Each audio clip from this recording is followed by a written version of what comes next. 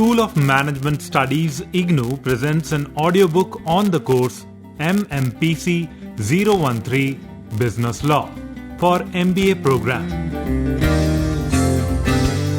Block 2 Business Forms and Legislations.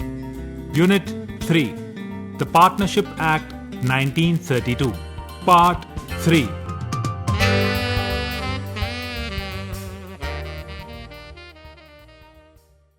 Dissolution. According to Section 39, the dissolution of partnership between all the partners of a firm is called the dissolution of the firm. The law of partnership makes a distinction between the dissolution of partnership and dissolution of firm. Where the relation between all the partners come to an end, it is a dissolution of the firm as per Section 39. Where there is an extinction of relationship between some of the partners only, it is a dissolution of partnership. So, the dissolution of a partnership may or may not include the dissolution of the firm, but the dissolution of the firm necessarily means the dissolution of the partnership as well. Dissolution of partnership. The dissolution of partnership takes place even when there is no dissolution of the firm in certain circumstances. They are: number 1, on the expiry of the fixed term for which the partnership was formed as per Section 42, Clause A. Number 2, on the completion of the adventure as per Section 42, Clause B. Number 3, on the death of a partner as per Section 42, Clause C. Number 4, on the insolvency of a partner as per Section 42, Clause D. And number 5, on the retirement of a partner as per Section 42, Clause E.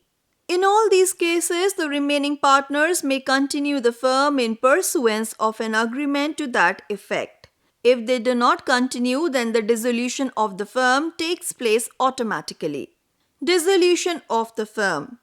In certain cases, there is necessarily a breaking up or extinction of the relationship between all the partners of the firm and closing up of the business. These cases are: number 1, by mutual agreement. A firm may be dissolved where all the partners agree that it shall be dissolved as per Section 40. Number 2, by the insolvency of all the partners but one. If all the partners, or except one, all the partners become insolvent, the firm must come to an end, as a partnership firm with one partner cannot continue as per Section 41, Clause A. Number 3, by business becoming illegal. If the business of the firm becomes illegal because of some subsequent events, such as change of law, it is automatically or compulsorily dissolved by the operation of law as per Section 41, Clause B. And number 4, by notice of dissolution. Where the partnership is at will, the firm may be dissolved at any time by any partner giving notice in writing of his intention to dissolve the firm to all the other partners. The dissolution will take place from the date mentioned in the notice, or if no such date is mentioned, as from the date of the communication of the notice, according to Section 43. Modes of dissolution of a firm as per Section 40 to Section 44. The dissolution of partnership firm can be in many ways. They are: number 1, dissolution without the order of the court or voluntary dissolution. Number 2, dissolution by the court as per Section 44.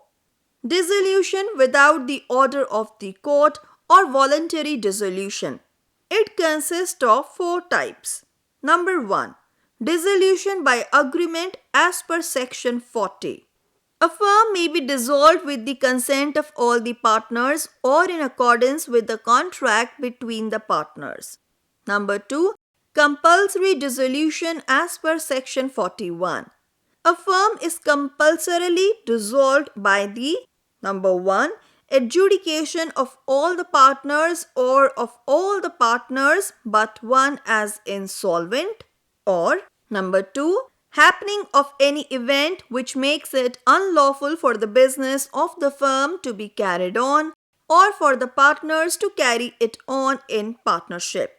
However, it should be noted that when more than one separate venture or undertaking is carried on by the firm, the illegality of one or more shall not of itself cause the dissolution of the firm in respect of its lawful adventures and undertakings. Next is dissolution on the happening of certain contingencies as per section 42. Subject to contract between the partners, a firm can be dissolved on the happening of these contingencies, which are: number 1. Where a firm is constituted for a fixed term on the expiry of that term. Number 2. Where the firm is constituted to carry out one or more adventures or undertaking, then by completion thereof. Number 3. By the death of a partner. And number 4. By the adjudication of a partner as an insolvent. And the last is dissolution by notice of partnership at will as per section 43. Where the partnership is at will, the firm may be dissolved by any partner giving notice in writing to all the other partners of his intention to dissolve the firm. The firm is dissolved from the date mentioned in the notice as the date of dissolution, or if no date is so mentioned, as from the date of the communication of the notice. Dissolution of the firm through court. As per section 44, at the suit of a partner, the court may order to dissolve a firm on certain grounds. They are: number 1. If a partner becomes of unsound mind. As the insanity of a partner does not automatically dissolve the firm, in such a case the suit for the dissolution of the firm may be brought by other partners or by next friend of partner who has become of unsound mind. In either case, the court may order dissolution, which will take effect from the date of the order. Number 2. Permanent incapacity of a partner. When a partner has become permanently incapable of performing his duties as a partner, for example, he becomes blind, paralytic, etc., the court may, at the instance of any of the other partners, order the dissolution of the firm. Number 3. Misconduct of a partner affecting the business. Where a partner other than the partner suing is guilty of conduct which is likely to affect prejudicially the carrying on of the business, the court may dissolve the firm at the instance of any of the other partners. Gambling by a partner or conviction of a partner for traveling without ticket would be sufficient ground for dissolution. Number 4. Persistent disregard of partnership agreement by a partner. Where a partner other than the partner suing willfully or persistently commits breaches of the partnership agreement relating to the management of the affairs of the firm or the conduct of its business, or otherwise so conducts himself in matters relating to the business that it is not reasonably practical for the other partners to carry on the business in partnership with him, the court may order dissolution at the instance of the other partners. Number 5.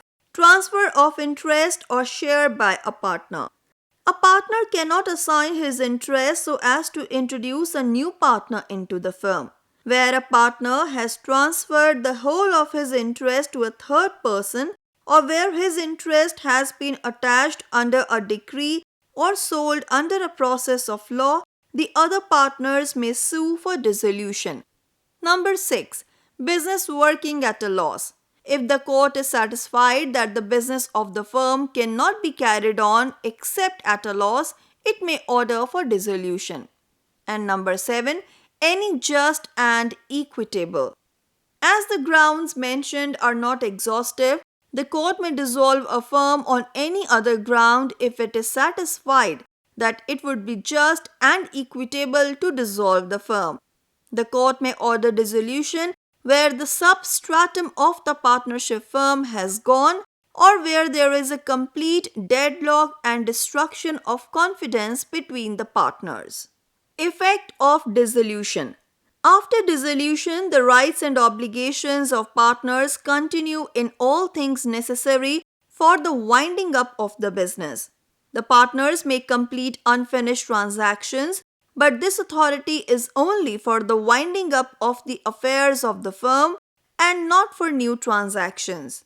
We are now going to discuss these rights and liabilities. Rights of partners on dissolution. Number 1. Right of partners to have business wound up after dissolution as per section 46.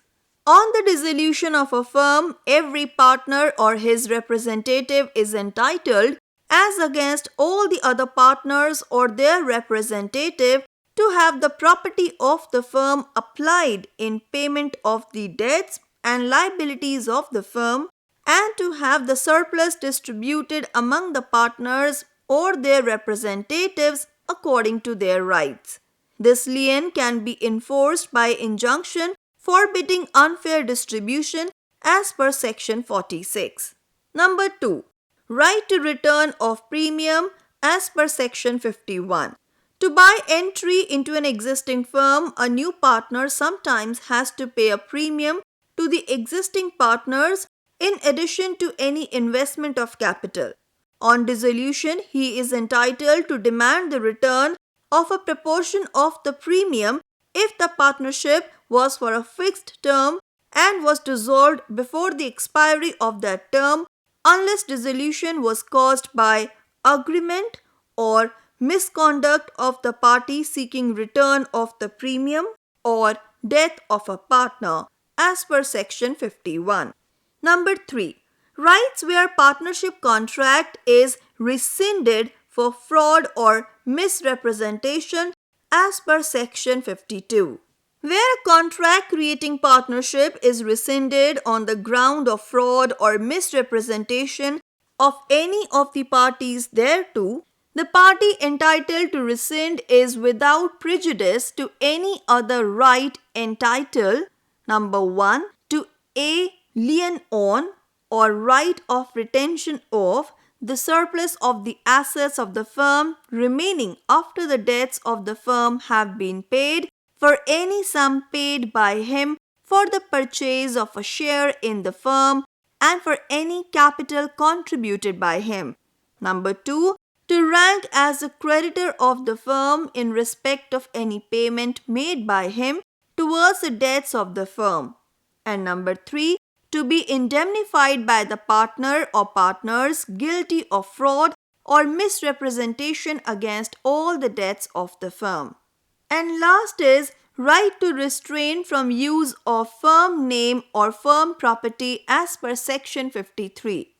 After a firm is dissolved, every partner or his representative may, in the absence of a contract between the partners to the contrary, restrain any other partner or his representative from carrying on a similar business in the firm name or from using any of the property of the firm for his own benefit until the affairs of the firm have been completely wound up, provided that where any partner or his representative has brought the goodwill of the firm, nothing in this section shall affect his right to use the firm name.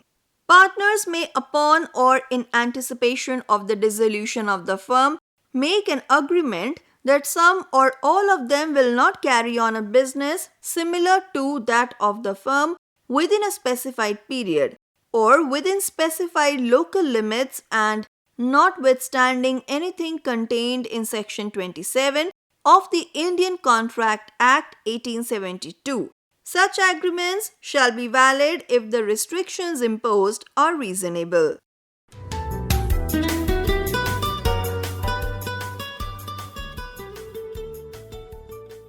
Limited Liability Partnership Act 2008.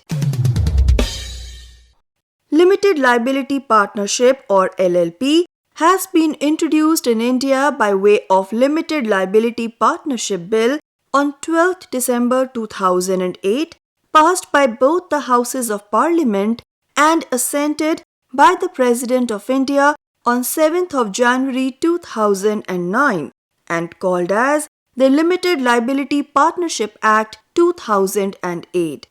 It extends to whole of India. It fundamentally changes the nature of partnership from that of a free and voluntary entity to a legal one. However, the LLP Act does not harm the existing Partnership Act. It remains as it is, and both are independent of each other. The LLP Act 2008 has 81 sections and 4 schedules. The first schedule deals with mutual rights and duties of partners as well as limited liability partnership and its partners where there is absence of a formal agreement with respect to them. The second schedule deals with conversion of a firm into LLP. The third schedule deals with the conversion of a private company into LLP. The fourth schedule deals with conversion of unlisted public company into LLP. The Ministry of Corporate Affairs and the Registrar of Companies, that is ROC, are entrusted with the task of administrating the LLP Act 2008. The central government has the authority to frame the rules with regard to the LLP Act 2008 and can amend them by notifications in the Official Gazette from time to time. Definitions. Limited liability partnership means a partnership formed and registered under this Act as per Section 2, Clause N. Accordingly, number 1. A limited liability partnership is a body corporate formed and incorporated under this Act and is a legal entity separate from that of its partners. Number 2. A limited liability partnership shall have perpetual succession. And number 3. Any change in the partners of a limited liability partnership shall not affect the existence, rights or liabilities of the limited liability partnership. Features of LLP. Number 1. Body corporate. LLP is a body corporate formed and incorporated under this Act. Number 2. Separate legal entity. The LLP is a legal entity separate from that of its partners. Therefore, LLP is liable to the full extent of its assets, but liability of the partners is limited to their agreed contribution in the LLP. In other words, creditors of LLP shall be the creditors of LLP alone. Number 3. Perpetual succession. Any change in the partners of a LLP shall not affect the existence, rights or liabilities of the LLP as per Section 2, Clause 1d. Number 4. Limited liability. The liability of the partners is limited to their agreed contribution in the LLP. Such contribution may be of tangible or intangible nature or both. Number 5. Minimum and maximum number of partners. Every LLP shall have at least 2 partners and shall also have at least 2 individuals as designated partners, of whom at least one shall be resident in India. There is no maximum limit on the partners in LLP. If in LLP all the partners are bodies corporate, or in which one or more partners are individuals and bodies corporate, at least 2 individuals who are partners of such LLP or nominees of such bodies corporate shall act as designated partners. For example, an LLP by the name SMY LLP has 3 partners, namely SI Limited, MIS Limited and YI Private Limited. This will not be considered for registration because the requirement for LLP is to have 2 individual members as partners apart from the body corporate.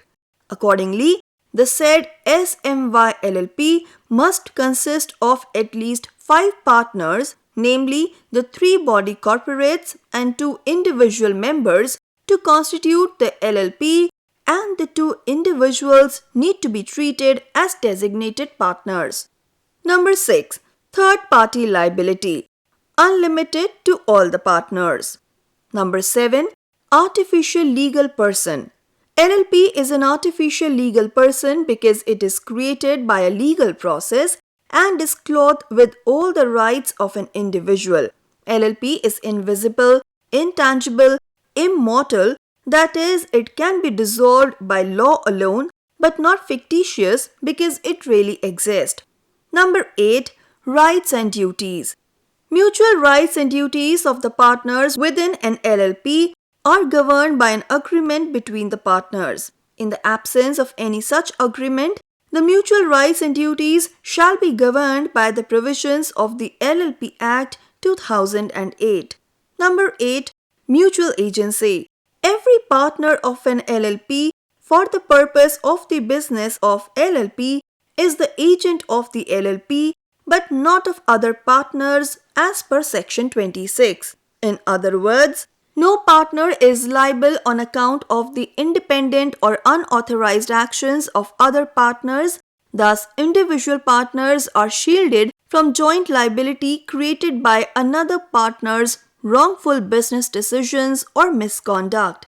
For example, the professionals like engineering consultants, legal advisors, and accounting professionals are afraid of entering into business due to unlimited liability. Hence, the LLP Partnership Act provides an avenue for these professionals to limited liability partnership firms which restrict their liability to the agreed amount.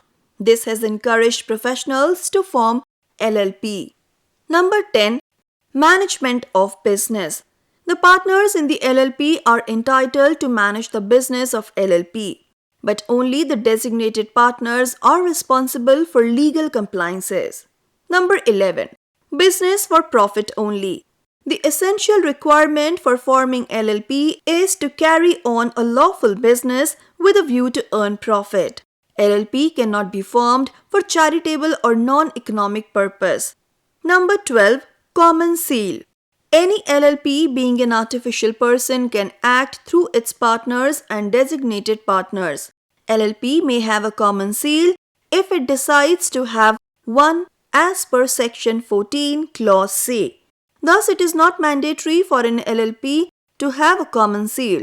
It shall remain under the custody of some responsible official and it shall be affixed in the presence of at least 2 designated partners of the LLP.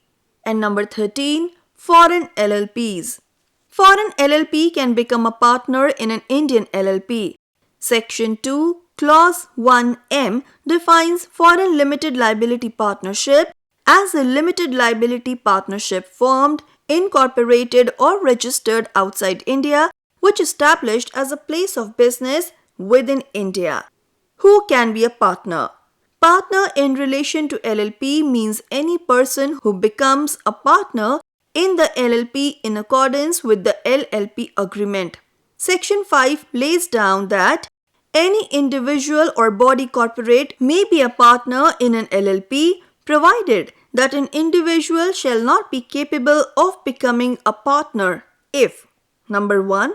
He has been found to be of unsound mind by a court of competent jurisdiction and the finding is in force. Number 2. He is an undischarged insolvent. Or number 3. He has applied to be adjudicated as an insolvent and his application is pending. Body corporate shall exclude. Number 1. A corporation sole means a public office established by the Act of Parliament or a sole office holder. Number 2. A cooperative society. Number 3. Any other body corporate not being a company as defined under Companies Act 2013. And number 4. NBFCs are prohibited to be partner of LLPs. These entities can be partners in LLP. Number 1. A company incorporated outside India. Number 2. An LLP can become a partner in another LLP. Number 3. A trust cannot become partner in LLP. However, trustee can become a partner of LLP in his individual capacity but not in a representative capacity of the trust. And number 4, similarly, an HUF cannot become a partner but Karta can in his individual capacity but not in a representative capacity of HUF. Liability of partners. Number 1. Nature and extent of liability of a partner of an LLP. Every partner of an LLP would be, for the purpose of the business of the LLP, an agent of the LLP but not of the other partners. Liability of partners shall be limited except in case of unauthorized acts, fraud and negligence. But a partner shall not be personally liable for the wrongful acts or omissions of any other partner. An obligation of the LLP, whether arising in contract or otherwise, is solely the obligation of the LLP. The liabilities of LLP shall be met out of the property of the LLP. Number 2. Liability of a partner upon reduction of minimum number of members in an LLP. If at any time the number of partners of LLP is reduced below 2 and the LLP carries on business for more than 6 months while the number is so reduced, the person who is the only partner of the LLP during the time that it so carries on business after those 6 months and has the knowledge of the fact that it is carrying on business with him alone shall be liable personally for the obligation of LLP incurred during that period. Number 3. Liability of partner by holding out. The Act provides that any person not being a partner in any LLP who by words spoken or written or by conduct represents himself or knowingly permits himself to be represented as a partner in an LLP known as partner by holding out is liable to any person who has, on the faith of any such representation, given credit to the LLP, whether the person representing himself or represented to be a partner does or does not know that the representation has reached the person so giving credit. It has further been provided that where any credit is received by the LLP as a result of such representation, the LLP shall, without prejudice to the liability of the person so representing himself or represented to be a partner, be liable to the extent of credit received by it or any financial benefit derived thereon.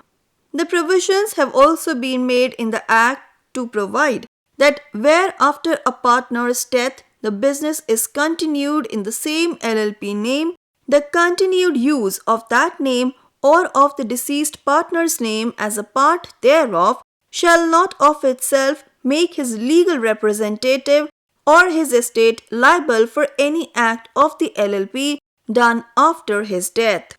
Designated partners as per Section 7.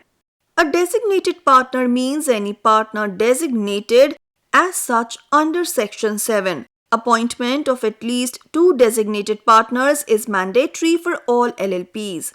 Designated partners shall also be accountable for regulatory and legal compliances besides their liability as partners per se. Number 1. Every LLP must have at least 2 individuals as designated partners and at least one of them shall be a resident of India. That is, resident means a person who stayed in India in previous year for not less than 182 days. Number 2. In an LLP where all the partners are bodies corporate or where one or more partners are individuals and bodies corporate, at least 2 individuals who are partners of such LLP or nominees of such bodies corporate shall act as designated partners. Number 3. Under Section 7, Clause 2, one become the designated partner if the incorporation document specifies such person or persons, or states that each of the partners from time to time of an LLP is to be a designated partner then every partner shall be a designated partner. Number 4. Any partner may become the designated partner or cease to be a designated partner in accordance with the LLP agreement. Number 5. An individual shall not become a designated partner unless he has given his prior consent. Number 6. Every LLP shall file with ROC the particulars of every individual who has given his consent to act as designated partner within 30 days of his appointment. Number 7. An individual eligible to be a designated partner must satisfy the condition and requirement as may be prescribed. Number 8. A person shall not be capable of being appointed as a designated partner of LLP if he, firstly, at any point within the preceding 5 years has been adjudged insolvent. Secondly, suspends at any time within the preceding 5 years payment to his creditors and has not at any time in preceding 5 years made a composition with them. Thirdly, has been convicted for any offense involving moral turpitude and sentenced to imprisonment for not less than 6 months. And fourthly, has been convicted by court for an offense involving Section 30 of the LLP Act. Number 9. Every designated partner must obtain Designated Partner Identification Number or DPIN from central government as per provision of Section 153 to 159 of the Companies Act 2013. If a partner holds both DIN and DPIN, then his DPIN shall stand cancelled and DIN shall be sufficient for being appointed as designated partner. Every designated partner shall, in the event of any changes as stated in Form 10 or DIR 3, intimate the central government in Form DIR 6 under Companies, that is, Appointment and Qualification of Directors Rules 2014 as per Rule 10(4)(I), and the concerned designated partner shall fill in the relevant changes to the LLP on which he is a designated partner within 30 days of such changes as per Rule 10(4)(2). Liability of a designated partner as per Section 8. Unless expressly provided otherwise in the Act, a designated partner shall be: Number 1. Responsible for performing all acts, matters and things, including filing of any document, return, statement and the like report as mentioned under this Act and specified in the LLP agreement. And number 2. Liable to all penalties imposed on the LLP for contravention of those provisions. Change in designated partners, Section 9. Number 1. An LLP may appoint a designated partner within 30 days of a vacancy arising for any reason, and provision of Section 7 Clause 4 and Clause 5 shall apply in respect of such new designated partner. Number 2. If no designated partner appointed within 30 days of vacancy, or if number of designated partner at any time reduced below the 2, then all partners shall deem to be a designated partner. And number 3, Section 64 Clause B of the LLP Act provides that if number of partners reduced below the 2 and LLP continues as same for more than 6 months, then the LLP may be wound up by the tribunal.